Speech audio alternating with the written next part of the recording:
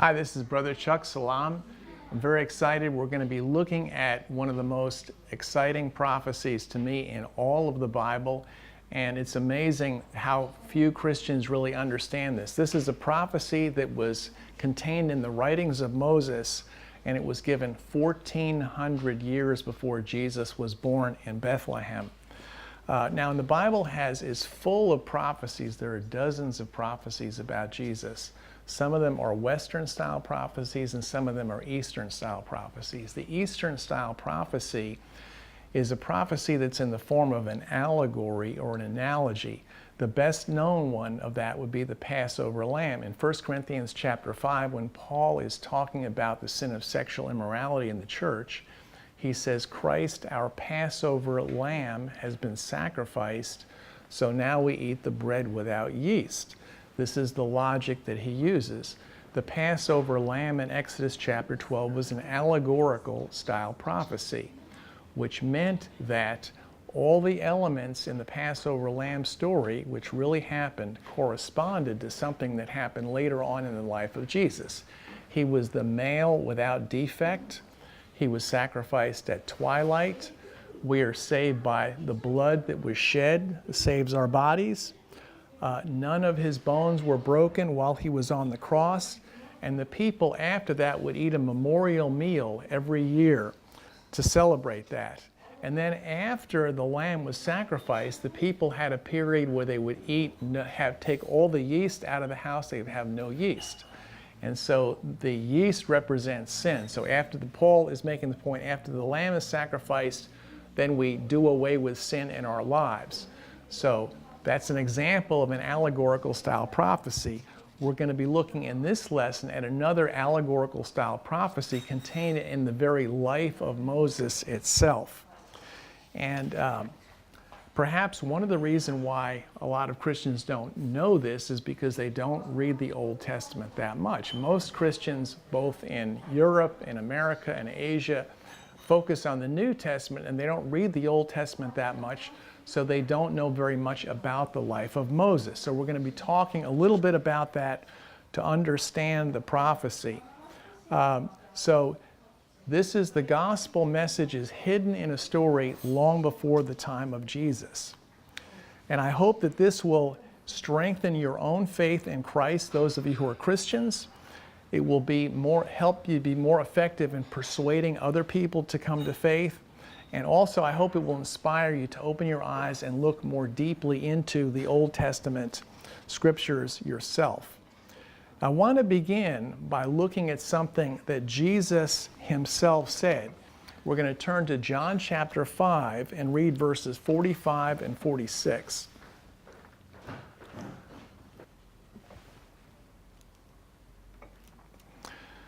Jesus is speaking to people who question whether he is who he says he is.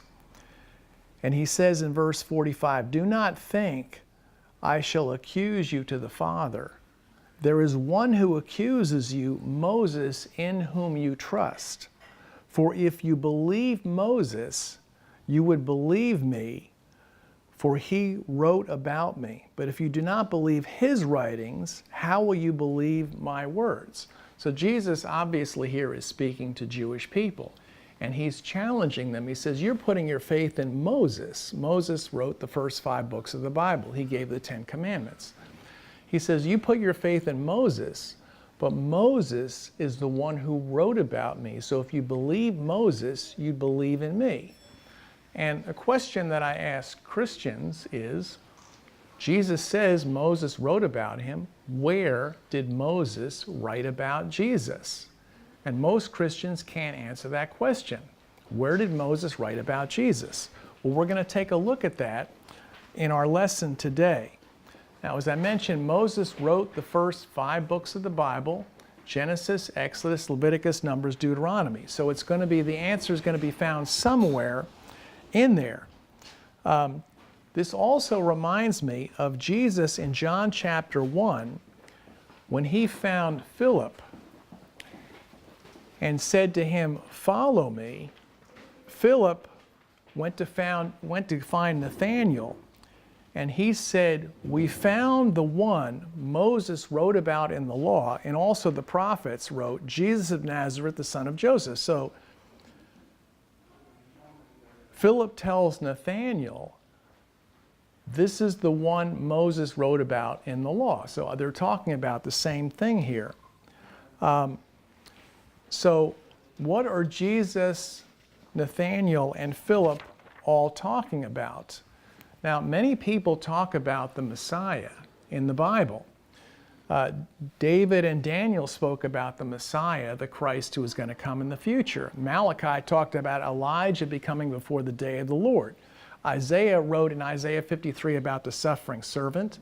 Ezekiel wrote about the one shepherd that God would send in the future someday. But where did Moses write about this? Jesus says the same thing in Luke chapter 24 after he rose from the dead. He says, all things must be fulfilled that were written about me in the law of Moses, the prophets, and the Psalms. And talking about his death, his suffering, his burial, and resurrection on the third day. So Jesus obviously explained it to the apostles where he fulfilled the prophecy of Moses. But we don't have an explanation in Luke chapter 24 when he explained it to the apostles. But one of the men in that room was the apostle Peter. And when Peter goes out to preach the gospel after that, in Acts chapter 2 and in Acts chapter 3 in Jerusalem, we see him talking about this thing that Jesus was referring to. Let's turn to Acts chapter 3.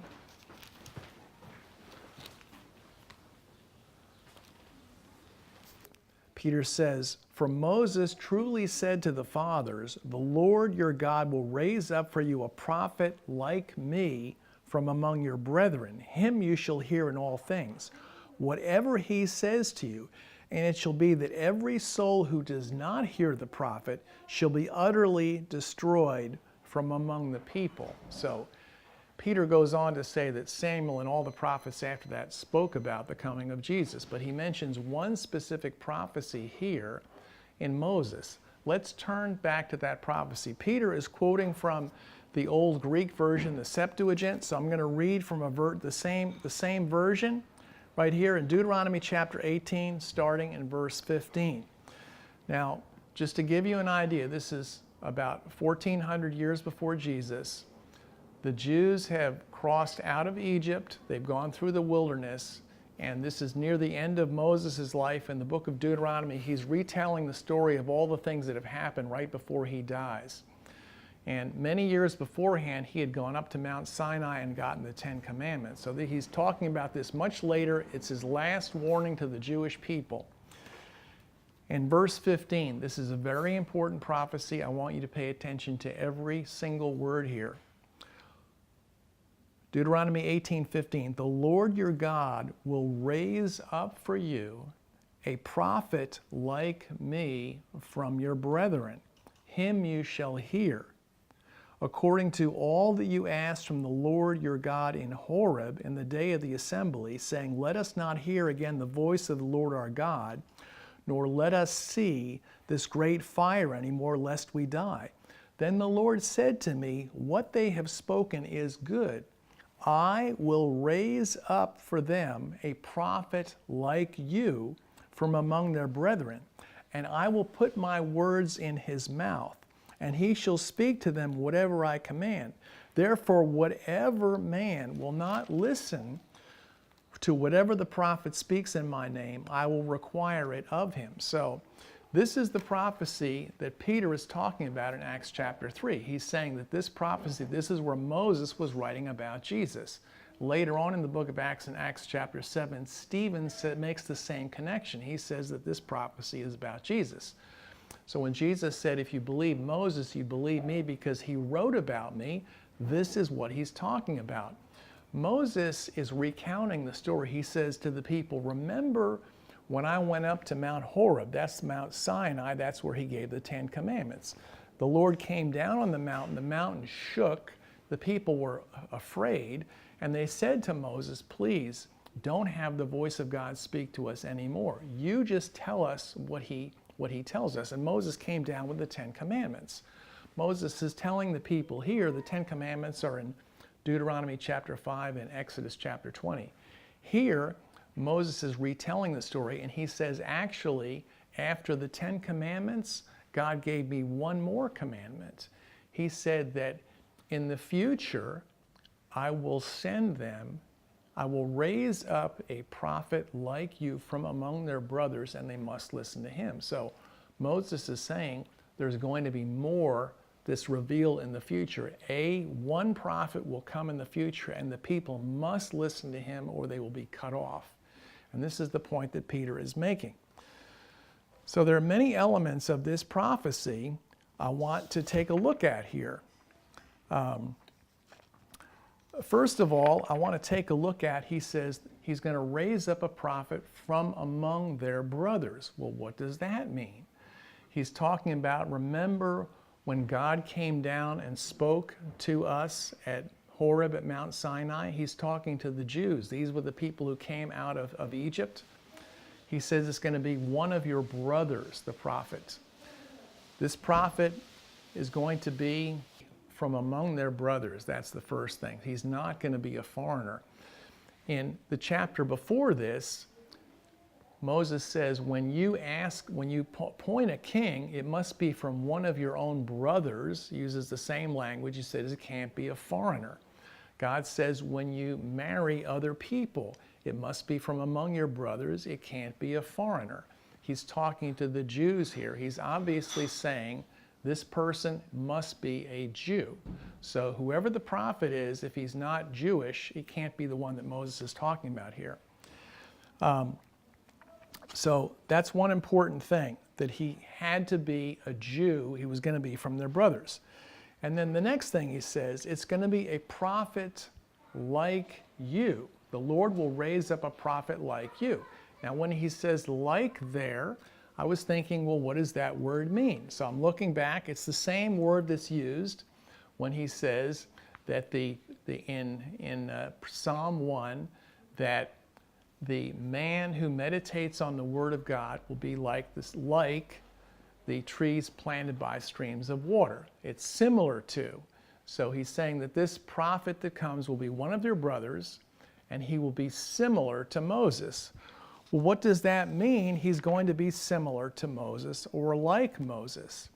Well, Moses, among all the prophets of Israel, there were so many prophets who came. There was Daniel and Isaiah and Jeremiah. There many prophets came, but he said there was going to be one prophet who'd be like Moses. Now, Eusebius, who was a bishop in the church in the early 300s, was talking about this prophecy, and he made a very powerful point. He said, among all the prophets, Moses was the only one who came with a set of laws. All the other prophets who came simply said, go back and follow the instructions of Moses. Now, people would ignore the prophets, but Moses brought the law. The other prophets said you need to go back and follow the law of Moses. They didn't bring new laws. So the first thing that Eusebius makes is that Jesus was the only prophet who brought about a new law. And when you think about that, think about in Jesus in the Sermon on the Mount in Matthew chapter 5. He talks about, he says, well, Moses told you do not commit murder, but I tell you, you can't even hate your brother. Moses told you don't commit adultery, but I tell you can't even lust. Moses said when you divorce your wife, you give a certificate of divorce, but I say you can't divorce her except for immorality. So Jesus came up with new laws. Moses said you have to worship God in Jerusalem, in the tabernacle, or later on in the temple. Jesus said you worship God everywhere. People will worship God in spirit and in truth everywhere. Moses had dietary laws that said you can eat these foods and you can't eat these other foods. Jesus did away with that. So this is what we see here, that Jesus, among all the prophets, came bringing new laws. So he was like Moses in that way. There are so many other examples. Eusebius points out many other examples that are similar to Moses and Jesus. I taught a class on this subject once in Boston to a group of students, and I gave them a challenge because they didn't know the book of Moses very well. They didn't know the 5 books of Moses. And I gave them a challenge. I said, what I'd like you to do is, I'm going to break up the life of Moses into different parts, and I'm going to have you read from the life of Moses, and you tell me in what ways is the life of Moses parallel to the life of Christ? How is he similar? In what way? And I said, I want you to look only at things that are unusual that they have in common. Not like they both wore sandals, or they were both Jewish, or they both ate breakfast in the morning, but things that were really unusual that only they shared, or only a very few people in the scriptures shared together. In what unusual ways was the life of Moses like that of Jesus? And I broke the life of Moses up into 5 parts, and I assigned it to people who were in the room.